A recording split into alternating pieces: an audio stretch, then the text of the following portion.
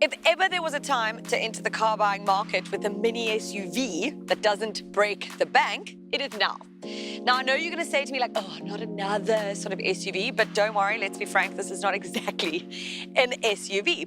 But I think that Hyundai's Exter is actually quite fresh and, dare I say, exciting. And it's coming into a market, obviously, that is filled to the brim with rivals.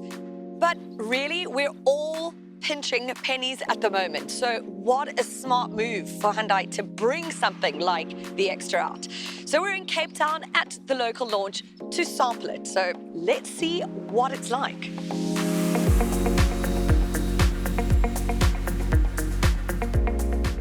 Let's take a look at the design, because if anything, you want to stand out in this segment. And the Exter certainly does. It has that mini SUV look with the cladding and the upright rear, but it's a bit awkward to look at from certain angles. It's got a boxy face and those angular amplified wheel arches, a 2-level bonnet, upright nose, 8-shaped LED daytime running lights, and black grille, which make it all look rather solid.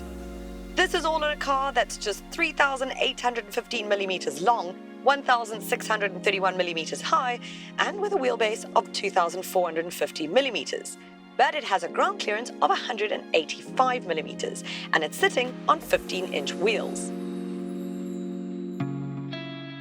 This interior is pretty great. You've got 3 trim levels. You've got premium, executive, and elite. Now, I don't know if you want to tell people you drive an executive Exter, executive. Oh, it's not so bad. Executive Exter.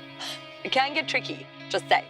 But you want to maybe go for the elite, because the elite has things like a sunroof, which is not very common in this segment. It's also got ambient lighting, nogal, and then it's got automatic climate control. I'm not in the elite model, but it still has great spec. You've got an 8-inch touchscreen infotainment system with Apple CarPlay and Android Auto. You've got aircon, you've got all-round electric windows. It really has everything you need here. It's got USB ports down here, even a seat type one as well. And overall, what is quite impressive is it feels very spacious. I think it is very well put together. The materials are nice to touch. There's a few plastic points, but guys, we're in a budget buy. That is to be expected. These seats, I'm not so sure about. I think this you're gonna love or hate. Because it is a little bit speckled and whatever. It's obviously giving you a kind of effect. It's not my thing, but it's probably great for a youngster. I'm not that young anymore. But the dark interior probably doesn't add to a feeling of spaciousness, and I get that when you've got this lighter part here, it kind of does lift it a little bit. But what is even more impressive in here is that across the range, the Exter comes with 6 airbags, ISOFIX, which another potential rival like the C3 Aircross does not currently have, rear park sensors, and ABS with EBD. Unfortunately, you only get electronic stability control on the AMT models. These also have hill assist. I just wish that all models would at least have ESC. But other than that, I think a sterling job up front here. Let's get in the back and see what that space is like. Okay, let's see how spacious this guy is. Ooh, okay. Guys, I'm sitting behind myself, you know, that's the standard test. Check it out, I can do this.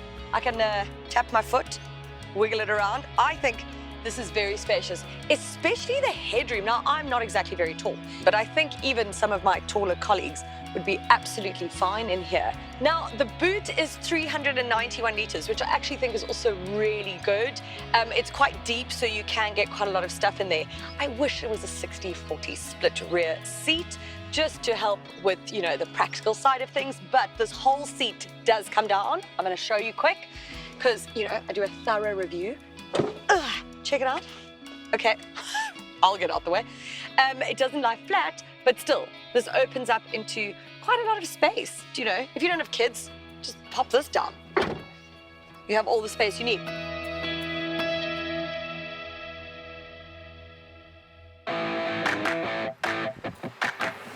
This is powered by Hyundai's 1.2-litre 4-cylinder naturally aspirated petrol engine. It has 61 kilowatts of power and 114 newton meters of torque. So it's not a performance thing, right? It's not going to be all big up in the speed. but it's not meant to be. It's actually a very refined engine, and it's mated to either a 5-speed manual, or you can get the AMT, which I wouldn't suggest or recommend. But this is smooth shifting, the acceleration is smooth. It feels like a very well-engineered combo. And I think when you're in this sort of segment, you want something that just feels easy and fuss-free, and this does. In fact, I would say this is like a city hopper, right? It's great around town. I'm in the suburbs now, and it's perfectly sort of poised. It doesn't feel top heavy. I don't feel like I'm gonna fall over in it, even though it's a little bit higher maybe. But I think on the highway, what is great is you can still at least overtake, obviously with a little bit of planning. But it doesn't feel underpowered in any way. And for that, I'm very grateful. It just feels very solid, very sturdy. And when you're in a budget buy, that is exactly what you want to feel. And then you've got the added bit of ground clearance, which is great for if you're going to hit any sort of terrain, obviously not hectic 4x4ing, but if you get onto a bit of gravel, it's no problem.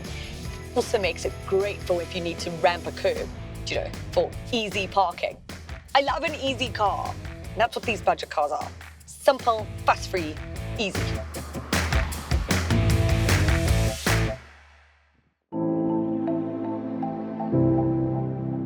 I'm thrilled to say that the Exter comes in under 300,000 Rand. In fact, you can get a mid-spec AMT model for also under 300, although you probably don't want to go for the MT as much as the manual.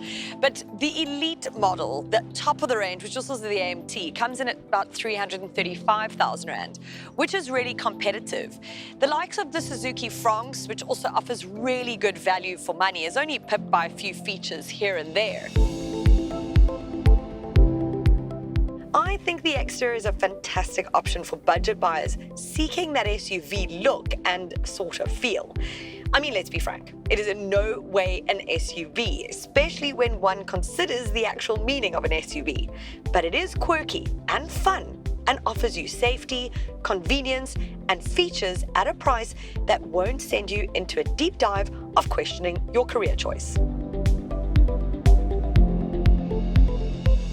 I'm really looking forward to getting the Exter on test, because then I can integrate it into my lifestyle, which of course I'm all about space and safety features. But I think this is perfect for a first-time car buyer, maybe a student, but it's even great for those empty nesters out there. It's a lovely city runaround. And I know that looks so subjective, but I think it looks fantastic, and especially in the metal, you have to see it.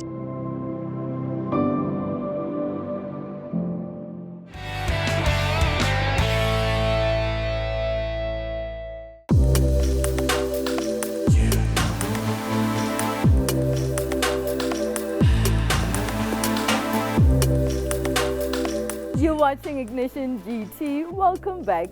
Quirky yet practical, stylish and affordable, the Hyundai Exter has all the makings of a winning recipe.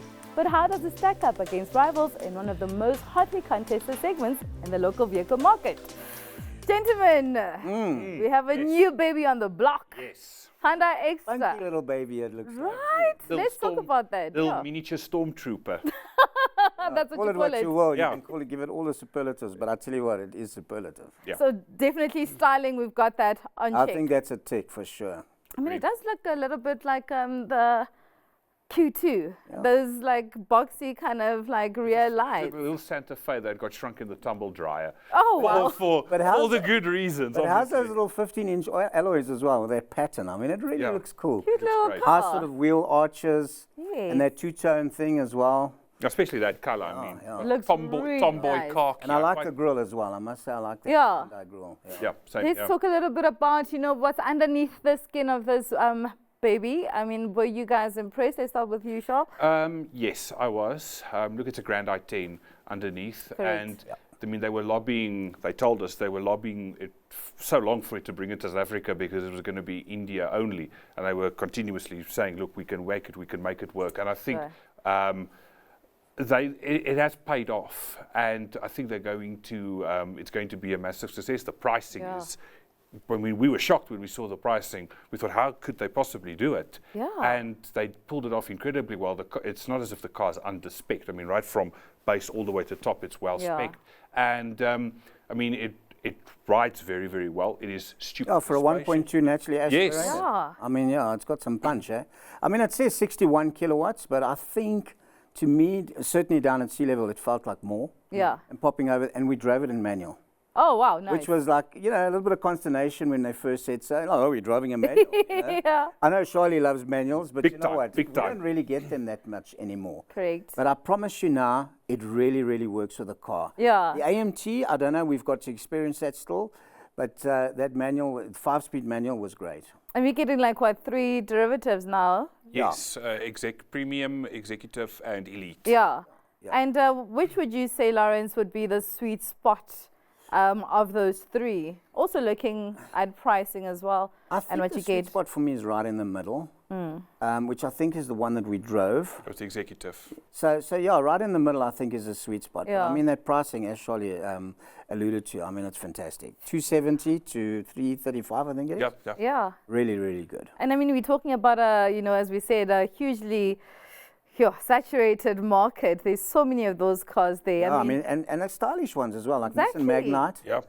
You know, the Starlet Cross, the Francs, yeah. the Ignis. So all stylish, but I think this one's just got just A little bit of an joie de edge. vivre, Yes. you know, Yeah. And I mean, one of the big things they were saying is that with all the colors, I mean, we continuously bang on about colors with the vehicle. In that thing, it absolutely works perfectly. They got the styling right, they've got the colors and so on right, because they wanted to look something a bit funky, out of the ordinary. And they've done it. They've pulled it off incredibly well. And I mean, it conforms to India's sub 4 meter regulation. So when you look at it, you think, oh, it's cramped, you can't seat people. It the is interior is quite cool as incredibly well. spacious, and the boot as well. Yeah, Well, that sounds like a success in the making for Hyundai, hey? I think they're going to win it there. I also think so. Well, hey, let's look out for what happens in the next few months.